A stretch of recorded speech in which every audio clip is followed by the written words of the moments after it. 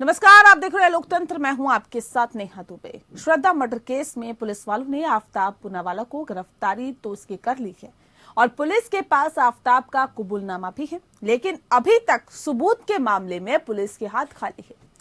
Police आरोपी की शिनाख्त पर श्रद्धा की खोपड़ी तलाश कर रही है। खोपड़ी मिलने के बाद ऐसी कई फॉरेंसिक तकनीकें हैं जिससे पुलिस अपराधी के खिलाफ सबूत जुटा सकती है। एक रिपोर्ट देखें।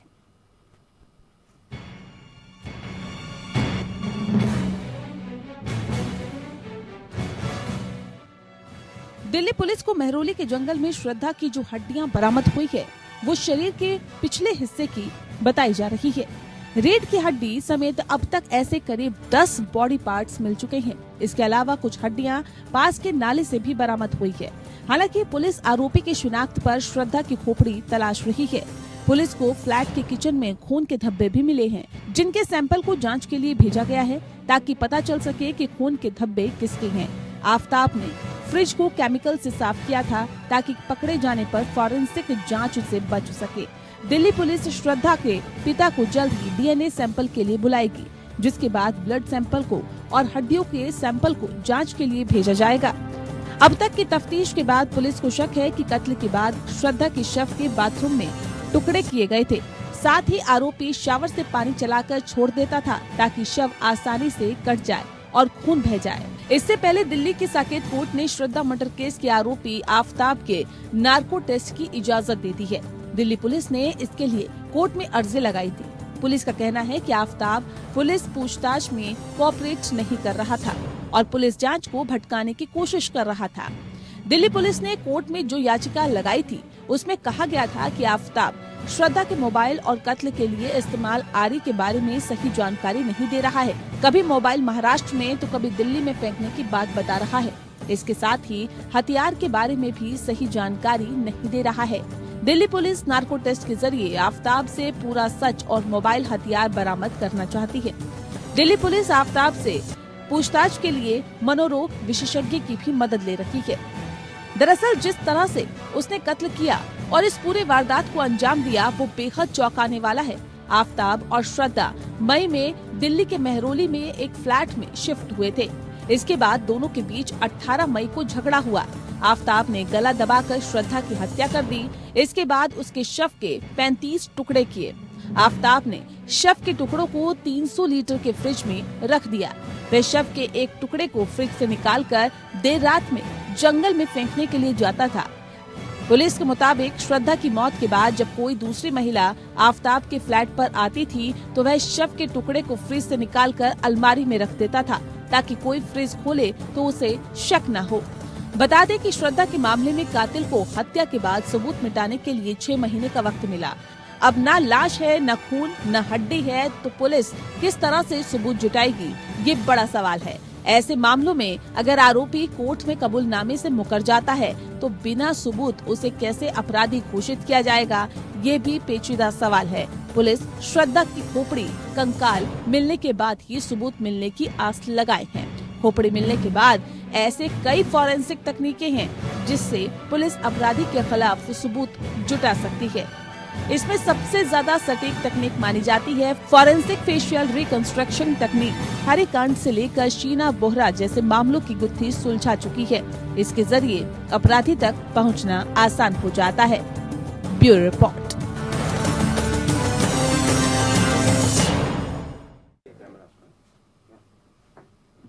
तो पुलिस इस पूरे मामले की तफ्तीश कर रही है, जांच कर रही है और श्रद्धा पेच को सुलझाने की कोशिश कर रही है। लेकिन फिलहाल आपको बता दें कि अभी तक पुलिस के हाथ कोई सबूत नहीं लगे हैं।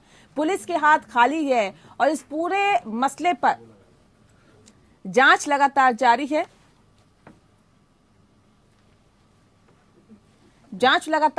है। दरअसल आपको बता दें कि श्रद्धा मर्डर केस जिसमें ये बताया गया है कि श्रद्धा के 35 टुकड़े किए गए थे। पुलिस वालों ने आफताब पूनावाला को गिरफ्तार तो कर लिया है और पुलिस के पास आफताब का कबूलनामा भी है, लेकिन अभी तक सबूत के मामले में पुलिस के हाथ खाली ही दिखाई दे रहे हैं। पुलिस आरोपी की शिनाख्त पर श्रद्धा की खोपड़ी तलाश कर रही है। खोपड़ी मिलने के बाद ऐसी कई फॉरेंसिक तकनीकें हैं जिसके आधार पर अपराधी के खिलाफ सबूत जुटाए जा सकते हैं। तो ऐसे में इस पूरे मामले की तफ्तीश की जा रही है। दिल्ली के मेहरौली का ये पूरा मामला है और समझने की दरअसल हम कोशिश करेंगे कि ऐसी क्या मानसिकता थी, क्या मनोवृत्ति थी इस व्यक्ति की, आफताब की, कि इसने इस तरह की घटना को अंजाम दिया, इस तरह की वारदात को अंजाम दिया। और उसके बाद अब कहां पर पेच अटका हुआ है, पुलिस के हाथ अभी तक क्यों खाली है, ये भी हम समझने की कोशिश करेंगे। साथ ही समझेंगे कि समाज पर इसका क्या असर पड़ रहा है, जो ये मसला सामने आया है, जो ये घटना सामने आई है। और इस विषय पे आज हम तफसील से चर्चा करेंगे। खास मेहमान हमारे साथ मौजूद है, उनसे आपका परिचय करा देते हैं। इस वक्त हमारे साथ डॉक्टर प्रदीप शर्मा जी हैं, वरिष्ठ अधिवक्ता हैं सुप्रीम कोर्ट के। डॉक्टर प्रदीप शर्मा, बहुत स्वागत है आपका। हमारे साथ इस वक्त जुड़ गई हैं शिवानी जैन जी, सामाजिक कार्यकर्ता है। शिवानी जी, बहुत स्वागत है आपका। जीएस अवाना जी हमारे साथ जुड़ गए हैं, पूर्व डिप्टी पुलिस कमिश्नर हैं दिल्ली पुलिस के, बहुत स्वागत है आपका। और सौम्य मुदगल जी भी हमारे साथ जुड़ गई हैं, मनोचिकित्सक हैं, आपका भी बहुत स्वागत है। इस खास कार्यक्रम की शुरुआत आपके साथ करते हैं अवाना साहब, क्योंकि अभी तक ये कहा जा रहा है कि देखिए पुलिस के हाथ तो खाली है, एक लंबा वक्त बीत गया है, पुलिस के हाथ अभी तक खाली है, और इतना वक्त क्यों लगा इस केस को यहां तक पहुंचने में? जो इन्फॉर्मेशन मिली और जिस तरह से ढूंढा, तो मेहरौली पुलिस ने काफ़ी तत्परता दिखाई। ठीक है, ये 6 महीने पहले की घटना है जी, पर जो उनके पास मिसिंग आई, रिपोर्ट आई, वो तो बाद में ही आई। हाँ, और उसके बाद फिर उन्होंने उसको गिरफ्तार किया। राइट, गिरफ्तार करने के बाद में बाकी बातें पता चली जी, और जहाँ तक फॉरेंसिक जांच की बात है, अभी तक 13 से ज़्यादा टुकड़े उसकी बॉडी के प्राप्त हो चुके हैं। जो टुकड़े थे जिसमें मांस लगा हुआ था, वो तो जानवर वगैरह ने नष्ट कर दिया उसको तो, पर हड्डी जिसमें थी, ऐसे 13 टुकड़े अभी तक मिल चुके हैं। और ये काफ़ी हैं डीएनए टेस्ट करने के लिए और इसको लिंक करने के लिए। ये केस एक ऐसा केस है कि जो ज़्यादातर सर्कमस्टांसेस एविडेंस के ऊपर किया जाएगा, और पहले भी बहुत सारे ऐसे केस हुए हैं जिनमें आई विटनेस की ना होने पर भी सर्कमस्टांसेस एविडेंस से और साइंटिफिक एविडेंस से कन्विक्शन हुई हैं। और इसमें भी मुझे पूरा विश्वास है कि कन्विक्शन होगी। और जिस तरह का ये केस है, rarest of the rare category में आता है, और इसमें जो है कैपिटल पनिशमेंट की पूरी संभावना है, फांसी की पूरी संभावना है। और पुलिस की तरफ से जो चल रहा है, मेरे हिसाब से काफ़ी तेज़ी से चल रहा है। जो पहले है, अब वो वहाँ रहते थे एक मकान के अंदर, और किसी ने बताया नहीं कि उसमें से एक गायब है। अब दिल्ली जैसा 2.5 करोड़ से ज़्यादा जनसंख्या का सिटी, उसमें हर घर हर कमरे पे तो कोई नज़र रख नहीं सकती। दिल्ली पुलिस की जो स्ट्रेंथ है 80,000 से ज़्यादा नहीं है, और 80,000 में से भी 50% लोग जो है वो केवल दूसरी ड्यूटीज पे, क्योंकि देश की राजधानी है, उसमें लोग लगे रहते हैं। और ये भी बिल्कुल नामुनासिब है कि हर घर में झांक के देखे कि भैया सब कुछ ठीक है, सब लोग हैं यहाँ पे, पूरे हैं। लेकिन ये तो मामला घर से बाहर का भी निकल गया ना सर। ये तो एक एक टुकड़ा ले जाना, जंगल में फेंकना और सबूतों को मिटाना, ये तो अब ये घर तक ही अगर सीमित रहती चीजें, तो ये कहा जा सकता था कि देखिए अब एक एक के घर में नहीं झांका जा सकता। देखिए तो 35 टुकड़े किए, हाँ, और एक एक छोटा छोटा टुकड़ा उसने डिस्पोज ऑफ किया।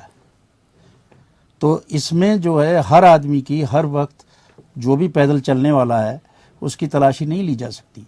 तो ये सब चीजें तो फिजिकल कॉन्स्ट्रेंट्स हैं, पर जो अब तक काम किया है और जो हो रहा है, और इसमें 5 दिन का पीसी रिमांड दिया है कोर्ट ने भी, और इसमें और भी बहुत सारे सबूत निकाल पाएंगे। कुछ उनके फ्रेंड्स हैं, उनसे बातचीत हो रही है, उससे भी काफ़ी अहम सबूत मिलेंगे।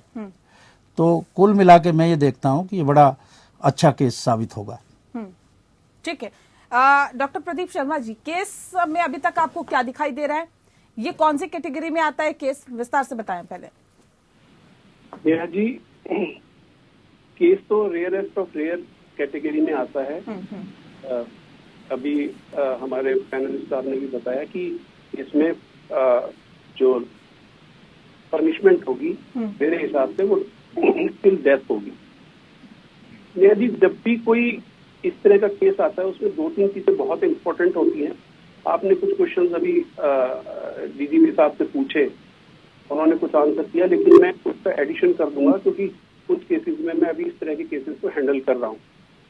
जो इसमें 2-3 चीजें आपने बताई कि एक तो ये है कि कोई भी मर्डर जब होता है तो कोर्ट 2-3 चीजों की चीज देखती है उसमें। एक होती है मेंस रिया कि उसकी मतलब उस टाइम पे इंटेंशन क्या, और एक मैन एक्टर कि उसने उस इंटेंशन को रखते हुए वो कार्य कर दिया।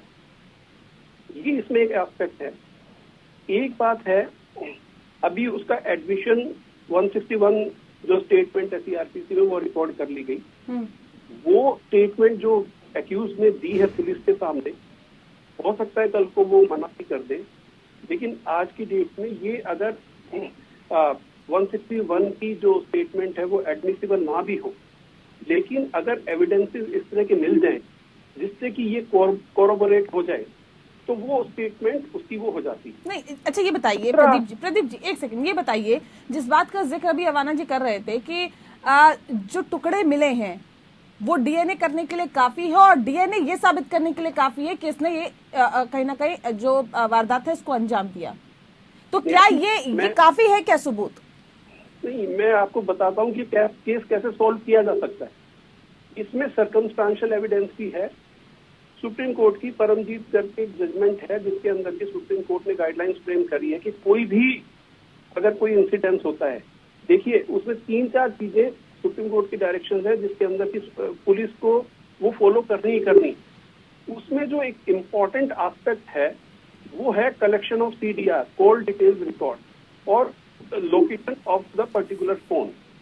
इनके पास फोन तो होगा ही होगा, अगर नहीं होगा तो कोई आइडेंटिटी दी होगी इन्होंने, उस आइडेंटिटी के माध्यम से ये पता लग जाएगा कि ये कौन सा फोन उस टाइम पे यूज कर रहे थे। जो भी फोन ये यूज कर रहे थे घर में, अभी अवाना साहब ने ये बोला कि हर घर के अंदर घुसकर तो नहीं देखा जा सकता, वो बात ठीक है, लेकिन बॉडी डिस्पोज ऑफ ये ध्यान में रखना होगा कि बॉडी डिस्पोज ऑफ कहीं दूसरी जगह पे हुई है, घर के अंदर नहीं हुई।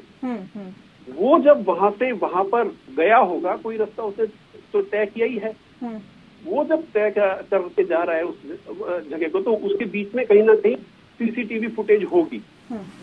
110% होगा, क्योंकि दिल्ली जैसे शहर के अंदर सीसीटीवी फुटेज 1 इंच भी ऐसी जगह नहीं है जहाँ पर कहीं ना कहीं से आदमी कवर ना हो। वो सीसीटीवी फुटेज और उसकी लोकेशन जो उनके फोन की है, और उससे ये पता लग जाएगा कि इनकी लोकेशन उस पर्टिकुलर टाइम पे कितनी थी। इसमें दो क्वेश्चन और आते हैं कि कॉल डिटेल रिकॉर्ड भी TRAI के हिसाब से, जो telephone regulate authority of India है, उसकी गाइडलाइंस ये है कम से कम 2 साल का जो CDR का कॉल डिटेल रिकॉर्ड है और लोकेशन, ये मिनिमम 2 ईयर्स रखना ही रखना है किसी भी सर्विस प्रोवाइडर को। जो मर्जी फोन वो रखते होंगे, वो जब वहां से जाएगा तो उसका पता लग जाएगा इस टाइम पे, क्योंकि इसमें जो टाइम है वो पर्टिकुलरली जैसे 161 में जो स्टेटमेंट पुलिस के सामने एक्यूज ने दी है, उसमें ये उसने बताया होगा कि मैं इस टाइम पे बॉडी को डिस्पोज ऑफ या पार्ट ऑफ बॉडी को डिस्पोज ऑफ करता था। उस पर्टिकुलर टाइम के, उस पर्टिकुलर डेट के या उस पर्टिकुलर ड्यूरेशन का अभी हम टाइम बार्ड नहीं है। एक हमें याद रखनी होगी कि ये केस अभी टाइम बार्ड नहीं है, ये अभी विद इन उस 2 ईयर्स के मिनिमम पीरियड है। वो भी ऐसे केसेस में इवन बियॉन्ड 2 ईयर्स भी जाया जा सकता है। ठीक है सर, कॉल डिटेल्स आपने बताई, लोकेशन बताया, और क्या क्या हो सकते हैं सबूत के तौर पर? मैं आपको वही बताना चाह रहा हूँ नेहा जी, क्योंकि डिटेल में बता दीजिए सर जल्दी से, फिर मैं आगे कैसे करूँ जल्दी से। सीधा केस नहीं है नेहा जी, जो बोन मिली है, बोन से DNA से पता लग जाएगा कि ये किस पर्टिकुलर, क्योंकि ये लेडी जॉब में थी, उस जहां पर भी उसने जॉब की होगी, जो इसका एम्प्लॉयर होगा उसके पास, या और कुछ ना भी हो तो इनके पेरेंट्स के पास इसका ब्लड ग्रुप होगा। DNA का पता, उससे मैच होने के बाद ये पता लग जाएगा कि ये बोन उस पर्टिकुलर लेडी की थी या नहीं थी। जब आइडेंटिटी ऑफ ए लेडी हो गई एक आदमी की 161 की रिकॉर्ड हो गई। कॉल डिटेल रिकॉर्ड से ये पता लग रहा है कि वो कहाँ पर उसकी मूवमेंट थी उस पर्टिकुलर एरिया के अंदर। ठीक है। और एक बार नहीं, क्योंकि 35 पार्ट्स अगर उसने डिस्पोज ऑफ किए हैं तो 35 पार्ट्स में रोजाना लोकेशन और उसकी लोकेशन के साथ साथ कॉल डिटेल, क्योंकि कॉल डिटेल्स में एक टावर से दूसरे टावर पे जाएगा ठीक है तो सर। जगह भी पता लग जाता है कि कौन सा इसने रूट लिया था। ठीक है। तो ये केस इतना पेचीदा भी नहीं है कि तोड़ ना हो सके। हाँ हाँ ठीक है, ये इतना पेचीदा भी नहीं है कि इसका तोड़ ना हो। शिवानी जी, लेकिन समाज में क्या संदेश जा रहा है इस तरह के जब केसेस सामने आते हैं? लिव इन रिलेशनशिप में लड़के लड़की रहते हैं, फिर इस तरह की वारदात हो जाती है, फिर पुलिस को जिम्मेदार ठहरा दिया जाता है जी पुलिस जो है वो क्राइम को कंट्रोल नहीं कर पा रही। लेकिन समाज में क्या संदेश जा रहा है? क्या हम अपने बच्चों को कंट्रोल कर पा रहे हैं क्या? देखिए, सबसे बड़ी विडंबना ये है कि सुप्रीम कोर्ट का जो बहुत साल पहले एक जजमेंट आया था जिसमें लिव इन को जो है अप्रूवल दिया गया था कि वो जायज माना जाएगा लिव इन में रहना, वहां से ही ये चैप्टर्स जो है वहीं से शुरू होते हैं जो कि हमारे समाज को कहीं ना कहीं अंदरूनी तरीके से खाते जा रहे हैं। आज की डेट में अगर जहां पे लिव इन को आप लीगल माना जाता है, शिवानी जी, मैं यहाँ पे क्लियर कर दूं कि हम सुप्रीम कोर्ट के फैसले पर सवाल नहीं उठा रहे, हम उस पर टिप्पणी नहीं कर रहे हैं। ये आपकी व्यक्तिगत राय है जो आप रख रहे हैं, लेकिन हम ये बता रहे हैं कि प्रॉब्लम शुरू कहां से हुई। अगर वो जजमेंट नहीं आती तो लोगों के जो हौसले हैं, लड़के लड़कियों की, आजकल के युवा पीढ़ी जो है उनके हौसले शायद इतने बुलंद नहीं होते। क्योंकि ये जो आप अभी जो केस हम डिस्कस कर रहे हैं, इस केस में ये भी देखा गया है कि ये दिल्ली से पहले मुंबई में ही लिव इन में रह रहे थे, अपने पेरेंट्स के अगेंस्ट जाके लड़की रह रही थी। तो हमारा सामाजिक क्षेत्र तो वहीं पे चेंज होते जा रहा है ना, जहाँ पे बच्चे जो है अपने 18 साल हो गए उसके बाद वो डिसीजन लेना शुरू हो गए। लेकिन ये केस जो है, जैसे कि अभी पूर्व डीसीपी साहब ने कहा कि रेयरेस्ट ऑफ द रेयरेस्ट है, तो सॉरी मैं इनके कथन से डिसएग्री हूं। हम निर्भया कांड को भी रेयर ऑफ रेयरेस्ट कह रहे थे। आरुषि जो नोएडा का केस हुआ था, हत्याकांड हुई थी, वो भी रेयरेस्ट ऑफ रेयरेस्ट ही कह रहे थे, जिसमें अभी तक शायद हम आरोपी को ढूंढ नहीं पाए हैं। तो कोई ऐसा केस नहीं है जो सॉल्व नहीं हो सकता है। हम जहां देश में अपने आप को, पूरे विश्व में अपने आप को नंबर 1 बनाने की पोजीशन में खड़े हैं, वहां पे 6 महीने बीत जाने के बाद भी एक लड़की की ये नहीं पता चलता है कि वो जिंदा है या मर गई है। उसके बाद जाके पता चलता है कि उसकी लाशों के जो है 35 टुकड़े हो गए हैं और वो अलग अलग जगहों पे जो है कहीं ना कहीं फेंक दिए गए हैं, वो भी उस व्यक्ति द्वारा जो उसके साथ लिव इन में रह रहा था। यहाँ पे सबसे इंपॉर्टेंट है कि उनका रिलेशन किस टाइप का था। मैं बिल्कुल ये इस चीज से सहमत हूँ, हम घर घर जाके जो है मॉनिटर नहीं कर सकते हैं, लेकिन जब हम ऐसे लिव इन कपल्स को आप मकान किराए पे दिए जाते हैं या रेंट पे जाते हैं, कोई रेंट एग्रीमेंट होता है, पुलिस वेरिफिकेशन होती है दोनों कपल्स की, सेपरेटली होगी अगर वो लिव इन में रह रहे हैं, क्योंकि हस्बैंड वाइफ तो उन्होंने दिखाया नहीं होगा कि एक ही एड्रेस देंगे। तो उस बेसिस पे पुलिस अपना काम क्यों नहीं करती है? यहाँ पे जो है समाज का भी बहुत बड़ा कंट्रीब्यूशन होना चाहिए कि समाज में ऐसे लोग अगर किराए पे रह रहे हैं या किराए मकान मालिक है, उनको भी नजर रखनी चाहिए। अगर 2 लोग रह रहे हैं और एक ही है तो दूसरा कहाँ है पूछने में मुझे नहीं लगता कि इसमें कोई हिचकिचाहट होनी चाहिए कि दूसरा व्यक्ति कहाँ है, पिछले 6 महीने से नहीं, या और कोई वहां पे आ रहा है। तो ऐसे में ये घटनाएं मुझे लगता है आगे जाके कहीं ना कहीं बढ़ती जाएगी, कम नहीं होने वाली है। आपकी देखिए, आजकल परिवार में ही लोग अपने परिवार में वक्त नहीं दे पाते। कौन पड़ोसियों का देखता है कि जी पड़ोसियों में कौन रह रहा है, या सामने वाले मकान में जो किराए पे रह रहा है तो कौन रह रहा है, कितने लोग रह रहे हैं, किसने इस मकान को लिया, कितने बजे वो जाते हैं, कितने बजे वो आते हैं। देखिए, ऐसे बहुत कम जगह ऐसा होता है कि लोग इतना ज्यादा इंटरफेयर करें। अमूमन देखा जाता है कि लोग इंटरफेयर नहीं करते, अपनी कहीं ना कहीं लाइफ में बिजी रहते हैं। और ये भी एक गलत कहीं ना कहीं कहा जा सकता है समाज के लिए गलत कहा जा सकता है कि हमें नहीं पता कि हमारे साथ में कौन रह रहा है। हम अगर सोसाइटी में रहते हैं तो हमें इतनी जानकारी होनी चाहिए कि हमारे सराउंडिंग्स में जो रह रहे हैं एटलीस्ट हमें उनका अता पता तो पता ही होना चाहिए। कल को कहीं भी किसी के घर में भी कुछ भी हो सकता है, छोटी हादसा भी हो सकता है, बड़ा हादसा भी हो सकता है। तो हमारे को इतना अवेयर होना चाहिए कि हमारे आस पास में कौन रह रहा है। बिल्कुल, तो इतना रिजर्व हम क्यों रहते हैं, ये भी यहाँ पर सोचने की जरूरत है। डॉक्टर सौम्या भी हमारे साथ जुड़ी हुई है। डॉक्टर सौम्या, ये थोड़ा सा समझाने की कोशिश करें कि एक व्यक्ति अपने पार्टनर के 35 टुकड़े कर देता है, क्या उसके दिमाग में, क्या मनोवृत्ति उसकी रही होगी, क्या उसके दिमाग में उस वक्त चल रहा होगा कि उसने इस तरह का कदम उठा लिया? तो ऐसा कोई भी बिहेवियर हो रहा है जहाँ की हिंसा इतने क्रूर लेवल पे हो रही है, तो यूजुअली ऐसी जगहों पर एंगर या डिसअपॉइंटमेंट किसी बात को लेकर जरूर होता है, जहाँ पे कि इम्पल्सिव लेवल पे कुछ एक्ट कर दी जाती है।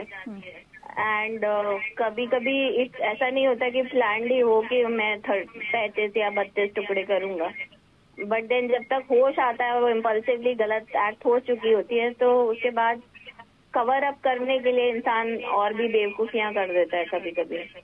But certainly it is a impulsive race usually, जिसमें कि ऐसे रिलेशनशिप्स में जहाँ की इतने समय से लोग रह रहे थे साथ में, and there was attachment, irrespective कि वो शादीशुदा थे या लिव इन थे, बट क्योंकि कुछ ना कुछ आपस में डिसएग्रीमेंट्स रहे होंगे जिसकी वजह से इतना डिसअपॉइंटमेंट या रेज रहा दूसरे की तरफ कि मर्डर हुआ। So it is always a feeling of revenge which affects और इमोशनल हर्ट जो कि रिवेंज को और इंटेंसिफाई कर देते हैं, और वो ब्लैंकिंग ऑफ थॉट प्रोसेस हो जाता है कि क्या सही है या गलत है। कभी कभी इंटेंशन नहीं होती है, बट रेज इतनी हाई होती है कि उस वक्त इम्पल्सिवली इस तरीके की हिनियस एक्ट हो सकती हैं। जी सौम्या, हमने देखा कि देखिए अभी तक जो रिसर्च सामने आई है इस आफ्ताब के बारे में, ये बीबीए करने गया, बीच में ड्रॉप आउट कर दिया, ये बिजनेस करने गया, वहां से छोड़ दिया, इसने शेफ का कोर्स करना शुरू किया, वहां आधा छोड़ आया, ये रिलेशनशिप में था, वहां पे इसने इस तरह की वारदात को अंजाम दे दिया, उसके बाद भी एक लड़की के साथ ये रिलेशनशिप में था। जो अभी तक जो चीजें निकल के सामने आ रही है, ये क्या बताती है कि जो उसकी मनोवृत्ति थी वो वाकई कुछ उसमें दिक्कत थी क्या? क्योंकि इस तरह की वारदात को अंजाम देना, उससे पहले का भी जो उसका ट्रैक रिकॉर्ड है वो कुछ अच्छा नहीं रहा, जो ये करना चाहता था वो नहीं कर पाया, तो क्या डिप्रेशन में था, क्या बताता है ये चीजें क्या बताती है? यहाँ पर दो चीजें हैं जो हमें ध्यान से देखनी है कि एक, इस बच्चे का जो पर्सनालिटी डेवलपमेंट है या ये पर्सनालिटी में इश्यूज हैं, प्रॉब्ली बिकॉज आप हमेशा देख रहे हो कि कोई चीज पूरी नहीं हो रही है, वो बीच बीच में छोड़कर आ रहा है। So yes, there can be mental health issue या एक पर्सनालिटी इशू या पर्सनालिटी डिसऑर्डर ऑलरेडी हो सकता है इस बच्चे को या इस लड़के को।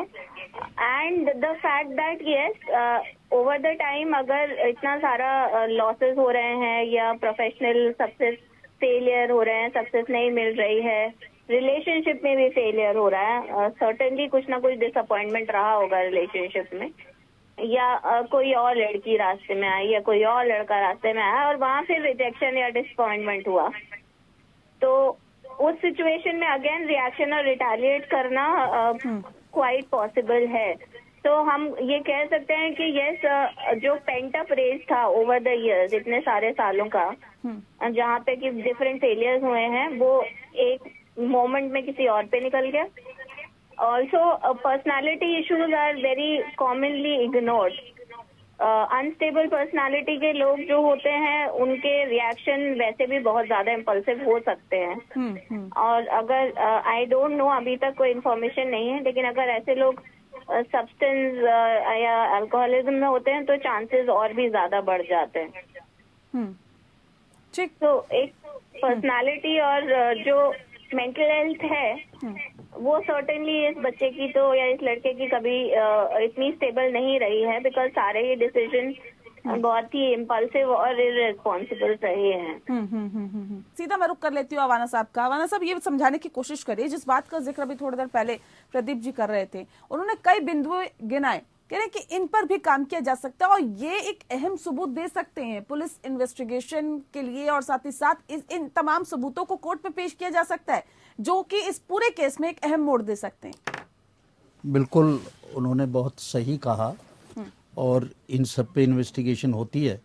इन्वेस्टिगेशन में पूरी जो चेन है उसको जोड़ा जाता है जी। किसी भी एक लिंक को मिस नहीं कर सकते हम, अफोर्ड नहीं कर सकते। जैसा सीसीटीवी का उन्होंने कहा, बिल्कुल सीसीटीवी का कोरोबोरेट टाइम के साथ इतने बजे, जैसे ये कहा जा रहा है कि वो रात को 2 बजे जो है छतरपुर के जंगल में उसको फेंकते थे, तो उस टाइम पे उनका जाने का क्या मतलब है लगातार, जब उनका कोई वहाँ पे मतलब नहीं है।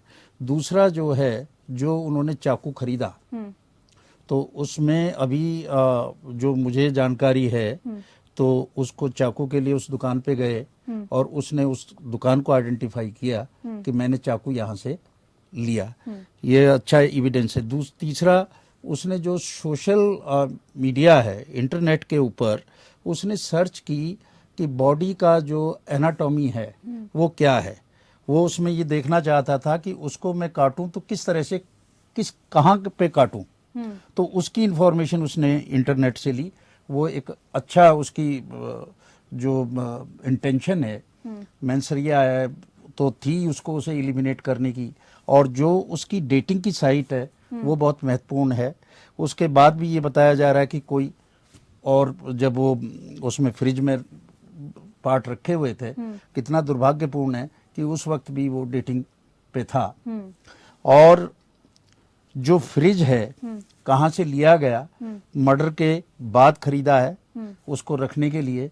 उस पे जो स्टेन्स हैं वो फॉरेंसिक वो कलेक्ट करेंगे, चाहे बेशक आज उसमें एक भी टुकड़ा ना हो, तो भी उसमें से एविडेंस काफी मिलेगा। जो बाथरूम में जाके किया है, से साफ किया गया, किसी से भी कर ले, फिर तब भी भी मिल सेंसर सकते हाँ रहते हैं, वो कलेक्ट हो जाएंगे। वो बाथरूम में जो है उसमें से भी कलेक्ट होगा, वो भी आ जाएगा। और डीएनए जो है, उनके फादर हैं अभी, और उनके फादर के साथ डीएनए टेस्ट हो जाएगा। इसके अलावा जो एक बात मैं कहना चाहता हूं कि जो वेरिफिकेशन की बात की, वेरिफिकेशन पंजाब पुलिस रूल की इंफॉर्मेशन सीट 12 के हिसाब से दिल्ली में की जाती है। और उसमें हम केवल उसको ये देखते हैं कि इसका कोई प्रीवियस रिकॉर्ड है क्रिमिनल, और क्या इसका नाम पता सही है कि नहीं, उसने अपना नाम पता नहीं छुपाया, उसका नाम पता सही है, आधार कार्ड है, उसका कोई प्रीवियस रिकॉर्ड अवेलेबल एनसीआरबी में नहीं है। अब केवल हम इतना देख सकते हैं। अब क्या उसकी इंटेंशन है, उसके अंदर क्या है, ये तो कोई और ही बता सकता है। होने के बाद तो दूसरी बात है, कोई उसका इस तरह का रिकॉर्ड नहीं था। दूसरी बात यह है कि जैसे अभी उसको पुलिस कस्टोडियल रिमांड पे है वो, तो उसमें जो सेक्शन 27 है इंडियन एविडेंस एक्ट का, उसके तहत अगर रिकवरी होती है तो इट्स ए वेरी कोरोबोरेटिंग एविडेंस। और रिकवरी जो है पार्ट्स की हुई है, बॉडी पार्ट्स की, जो बोन्स की मैं बात कह रहा हूं, ये उसके निशानदेही पे हुई है, और ये एक बड़ा अच्छा एविडेंस है। उसने पीछे अपने एक दोस्त से बात करी और उसने कहा कि ये मुझे मार सकता है, ऐसा कुछ कह रहा था। उसका वो स्टेटमेंट बड़ा महत्वपूर्ण होगा। महत्वपूर्ण, बिल्कुल। और दिल्ली में मैं बताऊं, निर्भय केस में 4 लोगों को फांसी हुई, वो भी जो था उसमें आइडेंटिफाई किया। शिवानी भटनागर में हुई, रंगा बिल्ला में फांसी हुई। तो जो rarest of the rare category में, उनमें अभी तक मेरे हिसाब से मैंने जो देखा है, क्योंकि इसमें हम साइंटिफिक इन्वेस्टिगेशन करते हैं, फॉरेंसिक का बहुत रोल होता है, और जैसा मेरे भाई ने कहा, एडवोकेट साहब ने कहा, सर्कमस्टांशियल एविडेंस, और वो इसमें महत्वपूर्ण होगा। तो ये सारा जोड़ जाड़ के अगर हम देखें तो इस केस में इनका बचना बहुत बहुत मुश्किल है। लेकिन फिर नार्को टेस्ट की क्यों जरूरत आन पड़ी? देखिए, हर कुछ जो भी चीज मिलती है, हमारे पास जो भी फैसिलिटी है हम उसको अवेल करेंगे। बिल्कुल। अब अच्छा है कि एक के बाद दूसरा, तीसरा, जितना भी ज्यादा हो सके उस जो जैसे हुआ है, अभी उन्होंने आज जो है वहां पे क्राइम सीन पे जाके रिक्रिएशन ऑफ क्राइम सीन भी किया है, तो that again one of the good steps for the investigation. तो ये सारी चीजें हैं और इन पे काम चल रहा है और चलता रहेगा। अब मुझे तो लगता है कि जब वो 161 में स्टेटमेंट दे दिया है, उसने जो है कन्फेशन कर लिया है, उसके हिसाब से रिकवरी हो गई है। जो सर्कमस्टांसेस जो है, जो पड़ोसी कहते हैं कि हमने उसको इतने दिन से नहीं देखा, पहले 2 रहते थे, उसके बाद हमने नहीं देखा, हालांकि उसने कोशिश की कि उसने कपड़े भी उधर सुखाने की कोशिश की, दिखाने की कोशिश की कि यहाँ पे 1 नहीं 2 रहते हैं। उसने खाना भी 1 की बजाय 2 मंगाने की कोशिश की कि 2 लोगों का खाना मंगाना है। तो ये सब बातें हैं, सब कोई जो है बड़ी अच्छी इन्वेस्टिगेशन चलेगी। और ये इन्वेस्टिगेशन इसलिए भी जरूरी है कि इसको सजा मिले और इसको जो है कैपिटल पनिशमेंट मिले। ये एक डिटरेंट इफेक्ट होता है, दूसरे आदमी को आंख हो जाए इस तरह के कि भाई इसने ये काम किया और उसको देखो फांसी हुई। इसका जो डेमोन्स्ट्रेटिव इफेक्ट है वो बहुत जरूरी है। बिल्कुल। अगर क्रिमिनल ऐसे छूट जाएगा तो हौसले बुलंद हो जाते हैं। बिल्कुल। और उसको अगर हमारा सिस्टम, क्रिमिनल जस्टिस सिस्टम उठा के उसको जो उसने काम किया है उसके हिसाब से सजा दे तो उस ऐसे लोगों के हौसले परस्त होते हैं कि आइंदा ऐसा लोग नहीं कहेंगे। ठीक है, वो उनका अपना मसला है कि भाई हम लिव इन रिलेशनशिप में रह रहे हैं, तो क्या किसी को राइट है कि वो किसी को मार दे? अगर उसका कोई डिसएग्रीमेंट है तो क्या उसका राइट है कि उसको मार दे? ठीक है, कुछ भी हो। ठीक है, ठीक। लेकिन सर ये बताइए, नार्को टेस्ट के बाद पुलिस की जांच में और कितनी हेल्प मिलती है? देखिए, बहुत हेल्प है इसकी भी है। इसमें तो इतने सॉलिड प्रूफ है, रिकवरी है, बॉडी की रिकवरी है। और बॉडी की रिकवरी है, डीएनए टेस्ट की कनेक्टिविटी है, सर्कमस्टांसिस एविडेंस है। उस दिन के बाद में उसका मोबाइल फोन जो है वो ऑफ ही रहा है, उसकी एक ही सिचुएशन है, एक ही लोकेशन है, तो एक के बाद एक कनेक्टिविटी है। और जैसा अभी जो हमारा आईटी एक्ट है उसमें जो अमेंडमेंट हुए हैं तो उसमें जो सीडीआर वगैरह बताया उन्होंने बड़ा ठीक कहा कि उसको 2 साल तक तो वैसे ही डिस्ट्रॉय नहीं कर सकते। और अगर हम उसको कह दें कि ये रिकॉर्ड डिस्ट्रॉय नहीं किया जाएगा तो they can not do it. और अगर वो ऐसा करें तो उनको इस बात की सजा भी मिल सकती है जो इस तरह की मोबाइल कंपनियां हैं। बिल्कुल, इसका भी प्रोविजन है। बिल्कुल। तो एविडेंस को भी डिस्ट्रॉय नहीं कर सकते। ठीक है, ठीक है। प्रदीप जी, अच्छा ये बताइए, नार्को टेस्ट की, क्योंकि मैं बात कर रही थी अभी अवाना जी से, ये नार्को टेस्ट सिर्फ पुलिस की जांच को आगे बढ़ाने में मददगार होता है या फिर इसकी जो रिपोर्ट है वो कोर्ट में पेश करके एक सबूत के तौर पर भी पेश किया जा सकता है? बिल्कुल, कोर्ट के सामने एज एन एविडेंस इसको प्रोड्यूस किया जा सकता है। इसका पर्पस बेसिकली ये सबूत माना जाता है क्या? जी हाँ, देखिए, जब भी इस तरह का कोई वारदात हुआ तो जैसे अब इस केस के अंदर अगर आपके पास कोई इस तरह का सुराग नहीं है, जैसे बॉडीज के पार्ट है, ये है, हमें कॉर्पोरेटिव एविडेंसेस चाहिए होते हैं। कोरोबोरेशन आप कैसे करेंगे? अगर एक चीज को दूसरी चीज से रिलेट कर दिया, उसी चीज को तीसरी चीज से रिलेट कर दिया, तीसरी को चौथी से कर दिया, और at the end of day सबका कंक्लूजन ये आ रहा है कि यही वो आदमी है, इसी के साथ कोई इंसिडेंस हुआ है, तो फिर कोई लूप होल बच नहीं जाता। इसके साथ साथ नेहा जी एक बात मैं और बताना चाहूंगा, क्योंकि इस केस में जो रेयरेस्ट ऑफ रेयर कैटेगरी में क्यों आना चाहिए, वो उसका एक और कारण भी है। क्रिमिनल ज्यूरिस्प्रूडेंस के अंदर एविडेंस बहुत महत्वपूर्ण चीज होती है। इस चीज के अंदर ये देखी जाती है कि उसकी मेंसरिया क्या थी, उसका मेंटल स्टेटस क्या था। एक आदमी इस पर्टिकुलर केस के अंदर आप देखेंगे कि उसने एविडेंस को डिस्ट्रक्ट करने की भी कोशिश करी, डिस्ट्रक्शन ऑफ एविडेंस करने की कोशिश करी। उसने जो ब्लड था उसको साफ किया, चाकू को कहीं छुपाया, उसको साफ किया, फर्श साफ किया, और कहीं भी जो थोड़ा बहुत जो भी एविडेंस जो मतलब किसी भी तरह का जो चाहता था कि किसी भी तरह में पकड़ा ना जाऊं, तो ये डिस्ट्रक्शन ऑफ एविडेंस आया। जब डिस्ट्रक्शन ऑफ एविडेंस आ रहा है, कोई आदमी कर रहा है, नोइंगली कर रहा है, इसमें दो चीजें होती है नेहा जी, एक होती है नॉलेज और एक होती है इंटेंशन। मैं एक एग्जांपल आपको छोटा सा दूं कि कोई आदमी जिसके पास लाइसेंस नहीं है और वो गाड़ी ड्राइव कर रहा है, उसके नॉलेज में ये बात तो है ना कि वो गाड़ी चला रहा है, वो कॉम्पिटेंट नहीं है चलाने के, कि वो रिजल्ट हो सकता है कि कहीं एक्सीडेंट हो जाए, उसकी वजह से किसी को चोट लग जाए, किसी की डेथ हो जाए। नोइंगली दिस थिंग, और उसके बावजूद भी अगर वो इस तरह का कोई एक्ट कर रहा है तो उसके लिए रिस्पॉन्सिबल कौन हो? दूसरा इसमें इंटेंशन, कि आदमी की उस टाइम पे इंटेंशंस क्या थी। कोई आदमी सामने आ रहा है, आप गाड़ी पे जा रहे हैं तो आप ब्रेक अप्लाई करते हैं ना। अगर आप उसको एकदम से डैश करें और गाड़ी से उस आदमी जो सामने आ गया उसको उड़ा दे, तो इसका मतलब तो आप इंटेंशनली उसको मारना चाहते थे ना। इस पर्टिकुलर केस में नॉलेज भी है कि यू आर किलिंग इट। आप जो एक्ट कर रहे हैं 35 बॉडी पार्ट्स में उसको कर रहे हैं, टॉप ऑफ कर रहे हैं, तो आपकी नॉलेज में था कि आपके एक्ट से इस आदमी की मृत्यु होगी ही होगी। आपके इस छोटे छोटे टुकड़े करने से डिस्ट्रक्शन ऑफ एविडेंस कर ही रहे हैं आप, क्योंकि अल्टीमेटली आपने जो किया, बॉडी के पार्ट्स को इधर उधर फेंका, कुछ जानवर वगैरह ने खा लिया, कुछ टाइम के साथ डिकम्पोज हो गए, कुछ इधर उधर चले गए, पर फिर भी कुछ मिल गया। आपकी इंटेंशन उस टाइम पे ये तो थी ना कि आप डिस्ट्रक्शन ऑफ एविडेंस कर रहे हैं और नोइंगली कर रहे हैं। और तो इसीलिए जब एक मोटिव होना चाहिए, मोटिव आपके पास ये था कि आप उस लड़की से शादी ना करें और उससे किसी भी तरह से पीछा छूट जाए, एक ये था मोटिव। इंटेंशन ये हो गई कि आपने उसको मारा, उसकी बॉडी को डिस्पोज ऑफ किया, डिस्ट्रक्शन ऑफ एविडेंस कर दिया, नोइंगली कर दिया आपकी नॉलेज में से। तो ये सब जब इकट्ठा कर लेते हैं, साथ में आपने जैसे पूछा मुझसे कि नार्को एनालिसिस टेस्ट के बारे में, नार्को एनालिसिस टेस्ट से ब्रेन वेव को एनालाइज कर उससे ये पता लगा जा सकता है वेव्स के माध्यम से कि इसकी मेंसरिया क्या रही होंगी। तो ये सब चीजें जब एक साथ इकट्ठी कर ली जाएंगी तो अल्टीमेटली कोई लूप होल तो होना चाहिए ना। लूप होल हो नहीं सकता, ऑल डिटेल से आपकी लोकेशन पता लग जाएगी।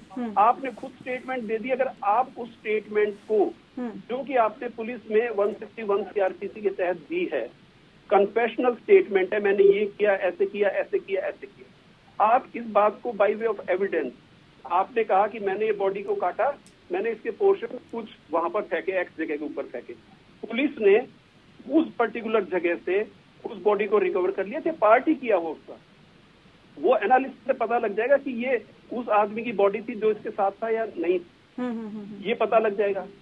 तो चेन ऑफ एविडेंस क्रिएट हो जाएगी। ठीक है, और जब चेन ऑफ, ठीक है, मैं इसी सवाल का जवाब एक बार आगे बढ़ा लेती हूँ। सौम्या जी ये बताइए कि नॉलेज और इंटेंशन जिसका जिक्र अभी प्रदीप जी कर रहे थे, ये इंटेंशनली चीजें की गई है क्या? क्योंकि इसके लिए नॉलेज भी गूगल पे सर्च किया गया, जिस बात का जिक्र अभी अवाना जी कर रहे थे कि प्रॉपर सर्च किया गया, कैसे बॉडी को काटा जाए, कैसे इसको आगे बढ़ाया जाए, क्या किया जाए, क्या नहीं किया जाए, कहां पे किया जाए, कैसा चाकू लाया जाए, सब रिसर्च किया गया। ये सुनियोजित तरीके से किया गया है क्या? इंटेंशनली किया गया है कि इसको पता था कि देखिए अगर मैं ऐसा करूंगा ये होगा, उसके बाद ऐसा होगा, मुझे इसके बाद ऐसे सबूतों को मिटाना है, सब प्लानिंग के थ्रू किया गया? तो जो डॉक्टर साहब ने बात की नार्को एनालिसिस की, उसका वैल्यू अब इस लेवल पे आएगा बिकॉज यहाँ पे जो क्राइम हुआ है उसको आप अगर देखेंगे तो उसको 2 पार्ट में डिवाइड किया जाएगा। One part is the murder happened. अब एक आपको चाहिए रीजन कि मर्डर क्यों हुआ, क्या वो प्लान था या वो इम्पल्सिव एक्ट था या रेज एक्ट था। तो वो तो वन पार्ट है जहाँ पे आपको उसका पार्ट ऑफ इंटेंट एंड जो मेंसरिया की हमने बात की गई है, जो फीलिंग और एक्नॉलेजमेंट की मुझे ये करना है और मुझे फिर पीछा छुड़ाना है जो भी था, तो वो हमारा नार्को एनालिसिस से एक्चुअली वो पार्ट प्रूव होगा। जो पार्ट 2 है वो है डिस्ट्रक्शन ऑफ एविडेंस। वो वहाँ तो सारी चीजें एक्नॉलेज और intent to remove the evidence and throw away things and plan everything, चाहे वो चाकू खरीद के लाना हो, चाहे इंसान के टुकड़े काटना हो, वो पोस्ट डेथ हुआ है। वो ऑब्वियसली लिविंग इंसान का 35 पीस नहीं काट सकता कोई, वो आफ्टर डेथ हुआ है। तो यहाँ पर 2 पार्ट आ गए। जो नार्को एनालिसिस है वो आपको यूजुअली इंटेंट का बताएगा, why the murder happened. The part 2 is very clear कि इंटेंट भी था और एक्नॉलेजमेंट भी था कि मैं क्या कर रहा हूँ। तो you cannot say that he didn't know for the part 2. Yes, he knew what he was doing. He knew very much कि it was a very heinous act. He did not come out with the fact that he has done something. Rather he did everything. उसने सब कुछ किया, चाहे वो कपड़े सुखाना हो, चाहे खाने ऑर्डर करना हो, या प्रोसेस में धीरे धीरे जाके बॉडी सोशल मीडिया पर उसका अकाउंट भी मैनेज किया करता था, उसको भी हैंडल किया करता था। ठीक है, मैं आपका रुख कर लेती हूँ। यहाँ पर सामाजिक कार्यकर्ता भी हमारे साथ जुड़े हुए हैं, शिवानी जी।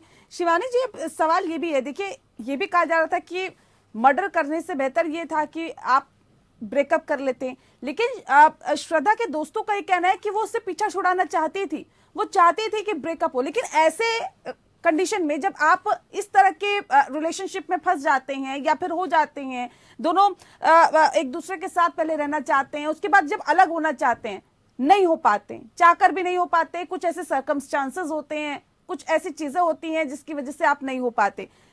आप अब ऐसे में उन बच्चों को क्या आप संदेश देना चाहेंगी या क्या बताना चाहेंगी? समाज में इस तरह की कुरीतियां आखिर क्यों बढ़ रही है, किस तरह से इसे देखती हैं आप?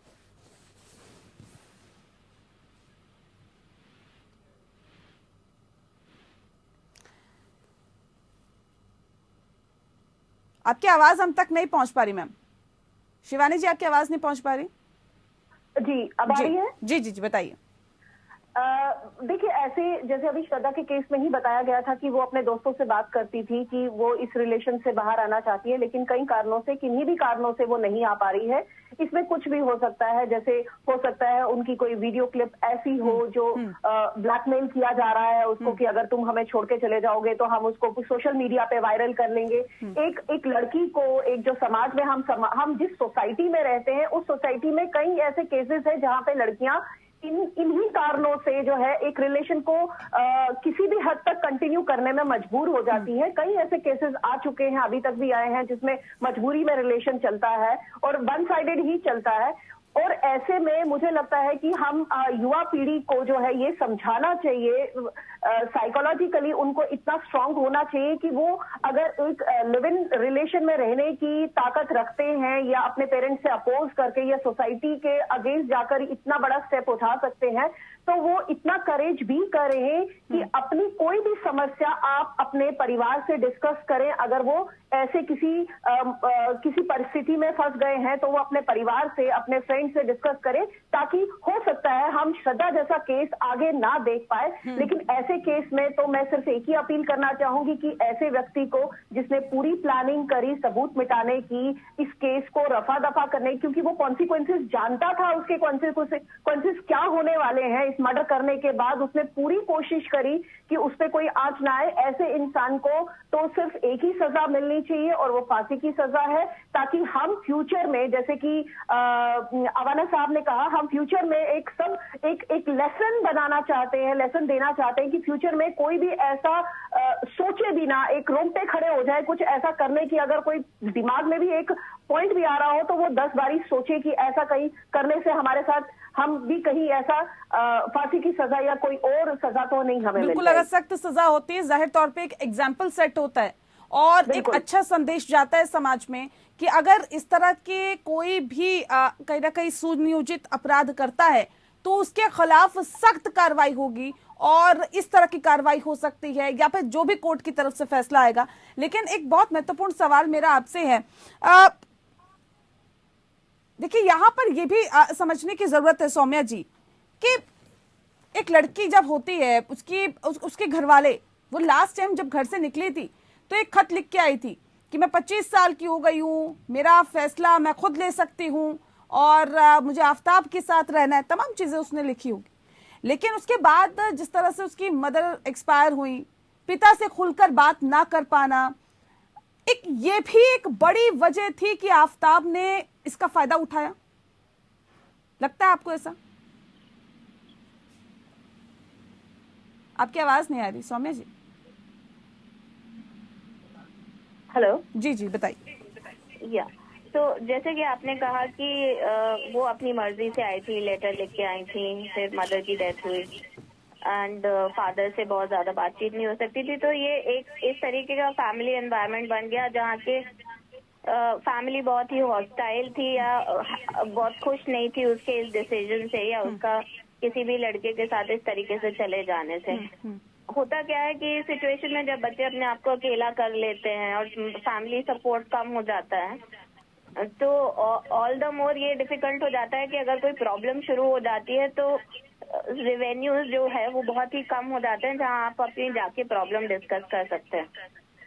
तो अगर हम इस सोसाइटी में या हम इस समाज में आ चुके हैं वेयर हमने, चाहे वो लिव इन रिलेशनशिप्स हो या हमने live out of waddling, having a child, हम सब इस सब को एक्सेप्ट कर रहे हैं। तो आई थिंक हमें सोशल लेवल पे भी थोड़ा ओपन होना पड़ेगा, बिकॉज अगर आप बच्चे को बिल्कुल कट ऑफ कर दे रहे हैं तो ऐसे कॉन्सिक्वेंसेस हो सकते हैं। क्योंकि फाइनेंशियल डिपेंडेंस हो, चाहे घर की सिक्योरिटी हो, ऑल ऑफ अ सडन आप एक्सपेक्ट नहीं कर सकते उस लड़की से कि वो सड़क पे निकल जाएगी एंड घर वाले लेने को तैयार नहीं है, बात भी नहीं कर रहे हैं। तो सिर्फ ऐसा ही जरूरी नहीं है कि कुछ के खराब वीडियोस हों, बट एक इमोशनल स्टेट ऐसी बन जाती है कि मैं अकेली हूँ और मैं इसी पे डिपेंडेंट हूँ। बिल्कुल बिल्कुल। तो वो इमोशनल स्टेट के लिए बहुत जरूरी है कि हमें वो सिस्टम क्रिएट करना होगा। हाँ। वो ओपननेस क्रिएट करनी होगी जहाँ we have to let our children take decision. हाँ हाँ। एंड हमें, चाहे हम हमेशा 100% एग्रीबल ना हो उससे, लेकिन हमें सपोर्टिव तो रहना पड़ेगा। जी जी। आप बच्चे को एकदम से अगर अकेला छोड़ रहे हैं तो आपका बच्चा किसी भी इस तरीके के डैमेज के लिए इस तरीके के कॉन्सिक्वेंसेस के लिए ज्यादा वर्नरेबल हो जाता है। ठीक है। तो ये बिल्कुल देखिए कॉमन चीज है। बिल्कुल, फैमिली सपोर्ट होना बहुत जरूरी होता है, और जिनके साथ फैमिली सपोर्ट नहीं होते हैं वो बच्चे भी मुझे लगता है कि इस तरह के अपराध में आगे बढ़ते हैं या फिर गलत रास्ते को अख्तियार करते हैं। अवाना साहब, मेरा आपसे सवाल है सर, क्योंकि एक अभी कहा जा रहा है कि देखिए पुलिस भी इस पूरे मामले की जांच कर रही है, खोपड़ी की तलाश कर रही है, बाकी पीसेस उन्हें मिले हैं। एक आखिरी कोशिश होती है कि उस बॉडी को रिक्रिएट किया जा सके। ये कितना महत्वपूर्ण होता है और इस वक्त आपको क्या लगता है कि उस खोपड़ी मिलना या सर पूरा उस पार्ट को बरामद करना कितना महत्वपूर्ण है? देखिए, खोपड़ी मिल जाए तो रिक्रिएशन ऑफ फेस हो जाता है।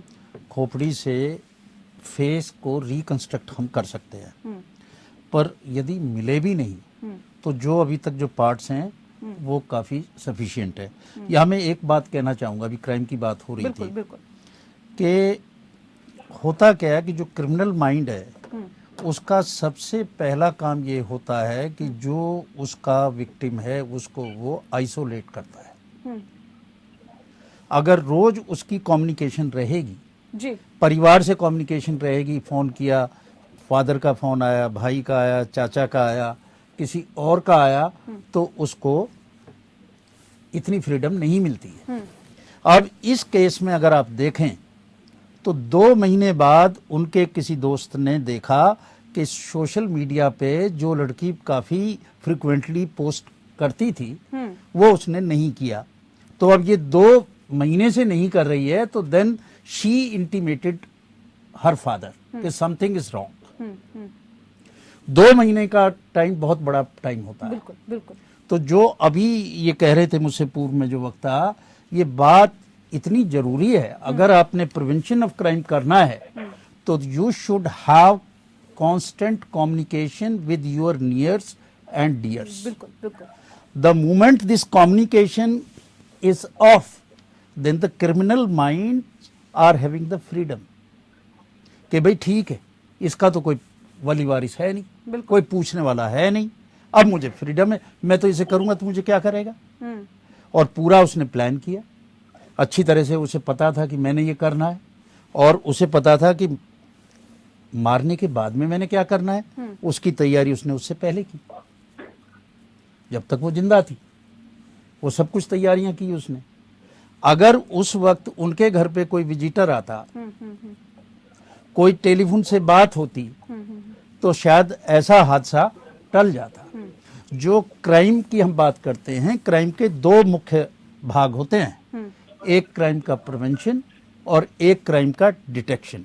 डिटेक्शन शुरू होता है after commission of the crime, पर सबसे बढ़िया होता है प्रिवेंशन ऑफ क्राइम के क्राइम हो ही ना। और उसके लिए क्या क्या एहतियात बरतनी चाहिए उसमें सबको करनी चाहिए। सोसाइटी है उसको भी करना चाहिए, सरकार को भी करना चाहिए, पुलिस को भी करना चाहिए, और जो अड़ोसी पड़ोसी हैं उनकी भी जिम्मेदारी है। बिल्कुल बिल्कुल। सबके आज हालात ये होते जा रहे हैं कि जो सब लोग प्राइवेसी के लिए दौड़ रहे हैं कि नहीं भाई, why I should be disturb by my neighbour, who is he to ask me this thing. बिल्कुल। देखिए, वो एक प्रिवेंशन होता है। राइट। मैं जापान में था, वहां पे एक काबा सिस्टम है वहाँ पे जो एक मुखिया होता है उस गांव का, उसकी जिम्मेदारी ये होती है कि भाई तुम देखो कौन नया आदमी आया है कौन नहीं है। जी जी। तो मैं 3 दिन नहीं गया था, 3 दिन किसी और दोस्त के पास चला गया। तो चौथे दिन जब मैं आया तो मुझे मेरे दोस्त ने बताया जो वहाँ रह रहा था कि वो पूछ रहा था कि जो आपके वो साथी हैं वो 3 दिन से नहीं। We need to have this kind of system. बिल्कुल बिल्कुल। जहाँ पे निगरानी हो, कोई और एक एजेंसी जो है कोई वो सुपर ह्यूमन नहीं है, उसके पास भी वही ब्रेन है, वही लगाते, थोड़ी एक्सपर्टीज और ट्रेनिंग होती है। तो अगर हम सब मिलके करेंगे और इस तरह का, ठीक है हम उनसे ये नहीं कर सकते कि हम ये नहीं पूछ सकते कि आप इसके साथ बिना शादी के क्यों रह रहे हैं, वो बात ठीक है, हम नहीं पूछ सकते, पर कम से कम ये तो निगरानी रख ही सकते हैं कि भाई ये यहाँ रोज आते थे, मिलते थे, या पड़ोसी ये तो चाय पे आए हैं, बाहर मिले हैं, पार्क में मिले हैं, आते जाते मिले, किसी और पे मिले हैं, वो जो सोशलाइजेशन जो था, connectivity, that was missing. Then only after a gap of 2 months, this incident could have been reported. ये बहुत बड़ा गैप है, बहुत बड़ा गैप था, बिल्कुल वो बहुत बड़ा गैप था। और यहाँ पे अपने भी सोशल ड्यूटीज को समझना चाहिए। और मुझे लगता है कि जो खास कार्यक्रम है जिसके माध्यम से हम जनता को भी जागरूक कर रहे हैं, दर्शकों को भी जागरूक कर रहे हैं, और अगर इस तरह के मामले आगे सामने ना आए इसके लिए भी हम जाहिर तौर पर लोगों को बता रहे हैं। और बहुत अच्छी तरीके से अवाना जी ने बताया है कि देखिए हमारी सोशल ड्यूटीज क्या होती है उसका तो पालन करिए। हम हर चीज के लिए कह देते हैं जो पुलिस ने ऐसा नहीं किया, पुलिस ने वैसा नहीं किया, लेकिन उससे पहले अपनी भी तो हम जिम्मेदारियां समझे। प्रदीप जी, क्योंकि मैं कार्यक्रम के आखिरी पड़ाव में हूं, जल्दी से बता दीजिए कौन कौन सी धाराएं इस व्यक्ति पर लगेगी आफ्ताब पर। अभी तक जो एविडेंस सामने आए हैं, कोर्ट का रुख क्या हो सकता है? हम एग्जैक्ट तो नहीं बता सकते प्रदीप जी, लेकिन उसके साथ साथ जो एविडेंस है हमारे पास उसके मुताबिक कुछ आसपास हम जा सकते हैं कि ऐसा भी कोर्ट कह सकता है और वैसा भी कोर्ट कह सकता है। क्या अभी तक आपका अनुमान है? 302 मर्डर के लिए, 201 डिस्ट्रक्शन ऑफ एविडेंस, 2 तो पक्के हैं। इसके बाद एक बात मैं और कहना चाहूंगा, ये दोनों काफी हैं। अब इसमें एक बात मुझे और कहनी है कि जैसे अभी हमारी पैनलिस्ट फ्रेंड बता रही थी, इसमें आईटी एक्ट, क्योंकि आपने बीच में एक पोर्शन लिया जिसमें ये कहा कि उसकी हो सकती है कोई इस तरह की फोटोग्राफ या वीडियोस हो जिसके कारण से वो उसके ऊपर नहीं ला रही थी। मैं ये कहता हूँ कि पुलिस के पास जाएं, ऐसी स्थिति में आईटी एक्ट में भी कंप्लेंट हो सकती है। अगर कोई आपकी प्राइवेसी को डिस्टर्ब करता है तो उसके अंदर प्रोविजन हैं। आईटी एक्ट में 65, 66, 67 जो सेक्शन है उसके अंदर है। सेकेंडली 506 है, अगर कोई आपको इंटिमिडेट कर रहा है, धमका रहा है, तो सेक्शन 506 के अंदर भी पुलिस पे जाए आप। अगर एफआईआर नहीं भी तो कम से कम एक इंटीमेशन तो पुलिस के पास आई जाएगी ना। तो ये अल्टीमेटली अगर इस तरह की कोई हैपनिंग हो जाती है तो फिर वो कोरोबोरेटिव एविडेंस बन जाता है कि पहले इसने हमेशा बता दिया था, और ये तो चलो इसमें पकड़ा गए। अदरवाइज ये जानने के लिए कि किसने किया होगा, इस तरह की कोई कंप्लेंट अगर पुलिस के पास होती तो और इजी हो जाता। अगर ये इसका लिव इन में नहीं भी रह रहा होता उस कंडीशन में भी। तो मेरा मानना यह है कि हिचकिचाएं नहीं, अगर कोई आपके साथ गलत हो रहा है, आपकी फ्रीक्वेंसी मैच नहीं कर रही किसी आदमी के साथ और वो आपको किसी चीज को करने के लिए कंपेल कर रहा है, प्लीज मूव फॉरवर्ड, आगे बढ़िए। पुलिस आपके साथ है। और अगर पेरेंट्स हैं तो उनको बताइए। आप पेरेंट्स नहीं है, अपने कोई near and dear friend, close friend, हर आदमी का कोई ना कोई क्लोज फ्रेंड होता है, उसको जाके एटलीस्ट बताएं ताकि ऐसी स्थिति आने के ऊपर कोई डेटरेंस हो सके। और आप, मेरा तो मानना ये है कि आईटी एक्ट में अगर कोई आपकी इस तरह की पिक्चर्स या वीडियोस बनाता है तो पुलिस को जाके इन्फॉर्म कर दो कि मेरी ऐसी जबरदस्ती से वीडियो बना ली है। बिल्कुल, कोई बड़ा हादसा आपके साथ घट जाए या आप किसी अपराध के शिकार हो जाए, उससे बेहतर ये है कि आप पुलिस के पास जाइए और पूरी जो घटना है उसके बारे में बताइए, और आपके साथ क्या हो रहा है, आप क्या चाहते हैं उसके बारे में भी बताइए, ताकि वक्त रहते ही आप उन तमाम चीजों से निपट सके। बहुत शुक्रिया आप सभी मेहमानों का हमारे साथ इस खास चर्चा में शामिल होने के लिए। लोकतंत्र में फिलहाल इतना ही। नमस्कार।